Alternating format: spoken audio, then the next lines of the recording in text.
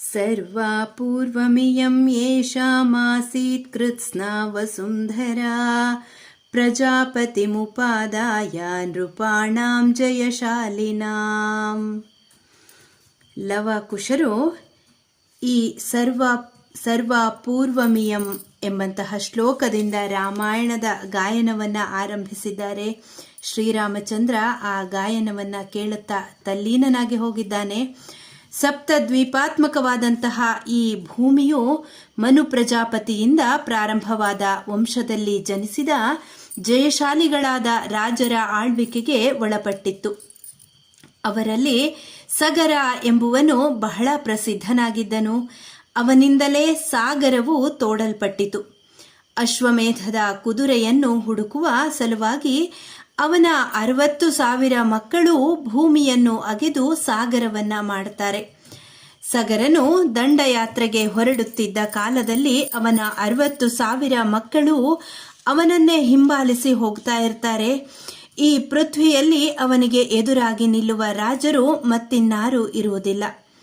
ಮಹಾತ್ಮರಾದ ಇಕ್ಷ್ವಾಕುವೆ ಮೊದಲಾದಂತಹ ರಾಜರು ಜನಿಸಿದ್ದ ಆ ಮಹಾವಂಶದಲ್ಲಿ ರಾಮಾಯಣ ಎಂದು ಹೇಳಲ್ಪಡುವ ಪೂಜಾರ್ಹವಾದ ಆಖ್ಯಾನವು ಉದ್ಭೂತವಾಯಿತು. ಬ್ರಹ್ಮನ ವರಪ್ರಸಾದದಿಂದ ರಚಿಸಲ್ಪಟ್ಟ ರಾಮಾಯಣವನ್ನು ಆಮೂಲಾಗ್ರವಾಗಿ ಸ್ವಲ್ಪವೂ ನ್ಯೂನತೆಗಳೇ ಇಲ್ಲದಂತೆ ವಿಸ್ತಾರವಾಗಿ ಹೇಳುತ್ತೇವೆ. ಧರ್ಮ ಕಾಮಾರ್ಥಗಳ ಸಾಧನೆಗೆ ಕಾರಣಭೂತವಾದ ರಾಮಾಯಣವನ್ನು ಶ್ರದ್ಧೆಯಿಂದ ಕೇಳಿರಿ. ಸರಯೂ ನದಿಯ ತೀರದಲ್ಲಿ ಸಮೃದ್ಧವಾದ ಜನಸ್ತೋಮದಿಂದಲೂ ಸಂತುಷ್ಟರಾದ ಜನರಿಂದಲೂ ಮತ್ತು ಧನ ಧಾನ್ಯ ಸಮೃದ್ಧಿಯಿಂದಲೂ ಕೂಡಿರುವ ಕೋಸಲ ಎಂಬ ದೇಶವಿದೆ.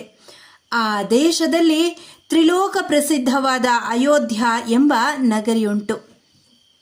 ಅದು ಮಾನವೇಂದ್ರನಾದ ಮನು ಚಕ್ರವರ್ತಿಯಿಂದ ನಿರ್ಮಿಸಲ್ಪಟ್ಟಿರುವ ಪಟ್ಟಣ. ಸರ್ವದಾ ಕಾಂತಿಯಿಂದ ಕೂಡಿರುವ ಆ ಮಹಾನಗರಿಯು 12 ಯೋಜನ ಉದ್ದ ಮತ್ತು 3 ಯೋಜನದಷ್ಟು ಅಗಲವಾಗಿದೆ.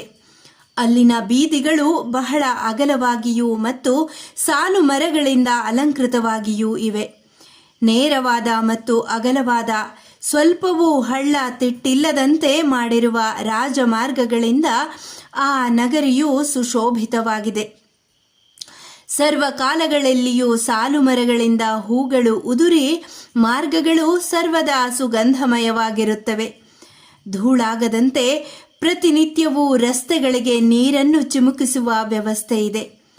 ಆ ಮಹಾರಾಷ್ಟ್ರವನ್ನು ಧರ್ಮದಿಂದ ಪರಿಪಾಲಿಸುತ್ತಿದ್ದ ದಶರಥನು ಅಮರಾವತಿಯಲ್ಲಿ ದೇವಪತಿಯಾದಂತಹ ಇಂದ್ರನು ವಾಸಿಸುವ ರೀತಿಯಲ್ಲಿ ಅಯೋಧ್ಯ ನಗರಿಯಲ್ಲಿ ವಾಸಿಸುತ್ತಿದ್ದ. ಆ ಪಟ್ಟಣವು ಪ್ರಶಸ್ತವಾದ ಬಾಗಿಲುಗಳಿಂದಲೂ ಹೊರಬಾಗಿಲುಗಳಿಂದಲೂ ಅಲಂಕರಿಸಲ್ಪಟ್ಟಿರುವುದು. ಅಂಗಡಿಗಳು ಒಂದೇ ಸಮನಾಗಿದ್ದು ಒಂದಕ್ಕೊಂದು ಸೇರಿಕೊಂಡಿರದೆ ಸುವ್ಯವಸ್ಥೆಯಿಂದ ಕಟ್ಟಲ್ಪಟ್ಟಿದ್ದವು. ನಾನಾ ವಿಧವಾದ ಯಂತ್ರಗಳಿಂದಲೂ ಆಯುಧಗಳಿಂದಲೂ ಆ ನಗರವು ಸಮೃದ್ಧವಾಗಿತ್ತು. ಅಲ್ಲಿ ನಾನಾ ವಿಧವಾದ ಶಿಲ್ಪಕಲೆಗಳಲ್ಲಿ ಚತುರರಾದ ಶಿಲ್ಪಿಗಳು ಅನೇಕರಿದ್ದರು.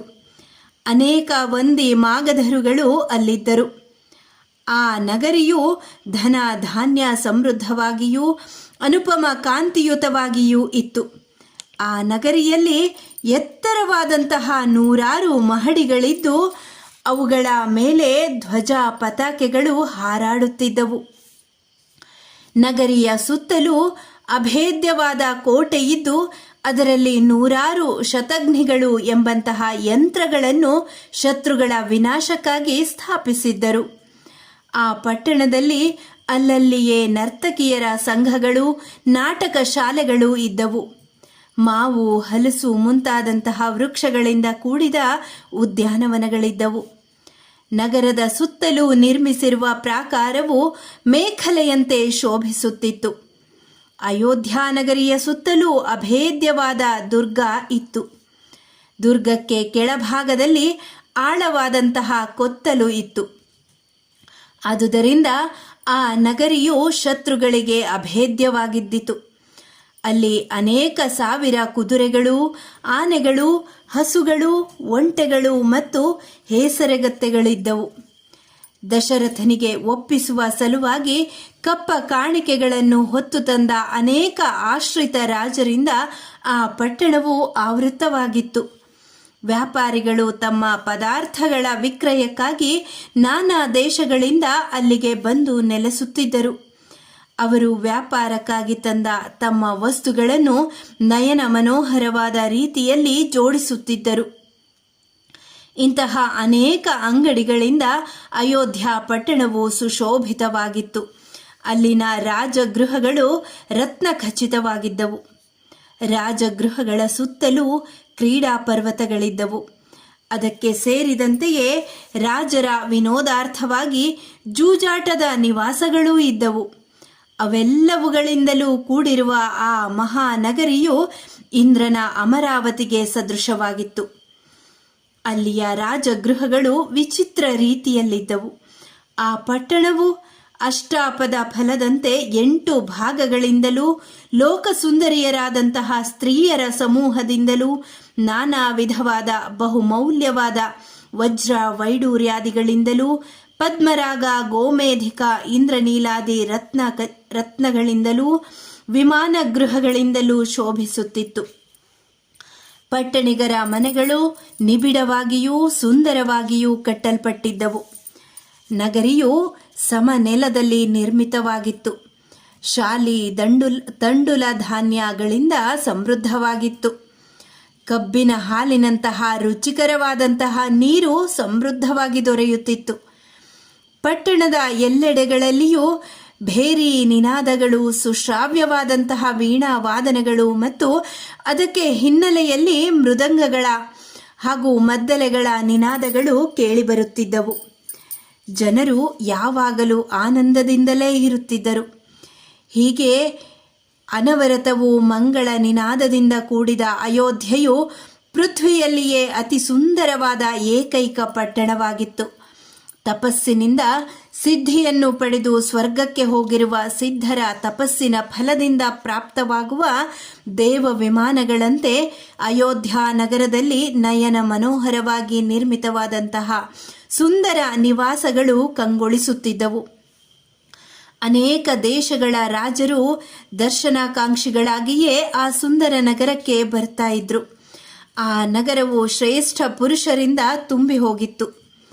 ಆ ರಾಷ್ಟ್ರದ ಸೈನಿಕರು ಬಾಣ ಪ್ರಯೋಗದಲ್ಲಿ ಅತಿಶಯವಾದ ಕೈಚಳಕ ಉಳ್ಳವರೂ ಶಸ್ತ್ರಾಸ್ತ್ರ ವಿಶಾರದರೂ ಆಗಿದ್ದರು. ಅವರು ಅಸಹಾಯಕನನ್ನು, ವಂಶದ ಅಭ್ಯುದಯಕ್ಕೆ ಏಕಮಾತ್ರ ಪುತ್ರನಾಗಿರುವವನನ್ನು, ಪಲಾಯನ ಮಾಡುತ್ತಿರುವವನನ್ನು, ಬಚ್ಚಿಟ್ಟುಕೊಂಡಿರುವವನನ್ನು ಬಾಣ ಪ್ರಯೋಗ ಮಾಡಿ ಕೊಲ್ಲುತ್ತಿರಲಿಲ್ಲ. ಮನೋಬಲ ಮತ್ತು ಬಾಹುಬಲಗಳಿಂದ ಕೂಡಿದ ಆ ಯೋಧರು ಮದಿಸಿ ಕೊಬ್ಬಿರುವ ಘೋರ ಗರ್ಜನೆ ಮಾಡುತ್ತಿರುವಂತಹ ಅರಣ್ಯವಾಸಿಗಳಾದ ಸಿಂಹ, ವ್ಯಾಘ್ರ, ವರಾಹಗಳನ್ನು ತೀಕ್ಷ್ಣವಾದಂತಹ ಶಸ್ತ್ರಗಳಿಂದ ಕೊಲ್ಲುತ್ತಿದ್ದರು.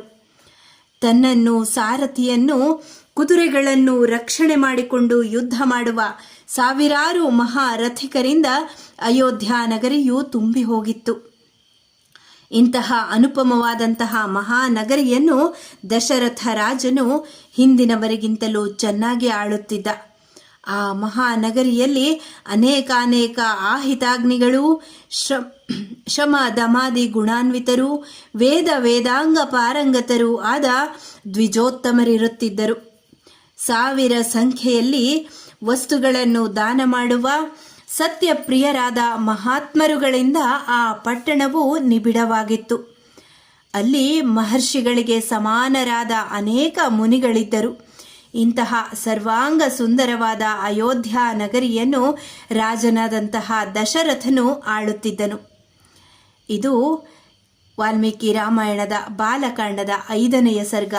ಇದರಲ್ಲಿ ಹೀಗೆ ಅಯೋಧ್ಯೆಯ ವರ್ಣನೆಯನ್ನು, ದಶರಥ ರಾಜನಿಂದ ಆಳ್ವಿಕೆ ಮಾಡಲ್ಪಡುತ್ತಿದ್ದಂತಹ ವರ್ಣನೆಯನ್ನು, ಹೇಗಿತ್ತು ಆಗ ಅಯೋಧ್ಯೆ ಅನ್ನುವ ವಿಚಾರಗಳನ್ನು ತಿಳಿಸಿಕೊಟ್ಟಿದ್ದಾರೆ. ಮುಂದಿನ ಸರ್ಗವನ್ನು ಮುಂದಿನ ಸಂಚಿಕೆಯಲ್ಲಿ ನೋಡೋಣ. ಧನ್ಯವಾದ.